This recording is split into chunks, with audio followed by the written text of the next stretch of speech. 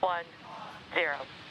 Ignition and liftoff. We begin this week on a launch pad in Cape Canaveral, Florida, where a SpaceX rocket carried an Egyptian communications satellite into space. Nilesat 301 will provide broadband internet for the Middle East and Africa. The reusable booster carrying the satellite has previously launched crews to the International Space Station among a handful of other missions. Next, we visit Australia's Arnhem Space Centre, from where later this month NASA plans to blast off its first rocket from a non-U.S. commercial port. This is about not just the rocket launches itself, but it's about sending a message to younger Australians and indeed Australians of any age who might be looking at retraining for future careers of how important science is.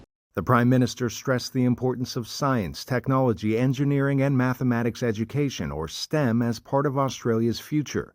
NASA looks to launch 3 research rockets beginning in late June from the facility owned by Equatorial Launch Australia and located on Indigenous land. In other news, NASA's problem-filled Artemis program took a step in the right direction this week as the agency prepared its 30-story Space Launch System rocket for a critical dress rehearsal.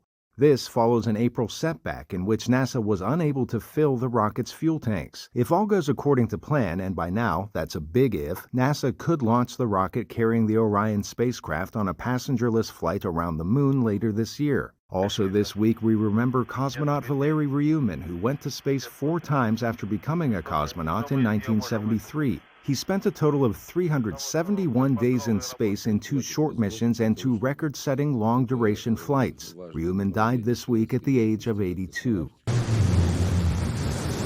Meanwhile, from Van Horn, Texas, space tourism company Blue Origin completed another successful trip after a subpar rocket backup system delayed the flight last month. The 10-minute, 6-passenger journey was the company's 5th crewed launch. To infinity and beyond. Finally this week, out-of-this-world news for fans of the Toy Story movie franchise. Disney's release of Lightyear explores the origins of a beloved character, Space Ranger Buzz Lightyear. For kids of all ages, the worldwide release later this month can't come soon enough. To infinity and beyond. Arash, Arabasadi, VOA News.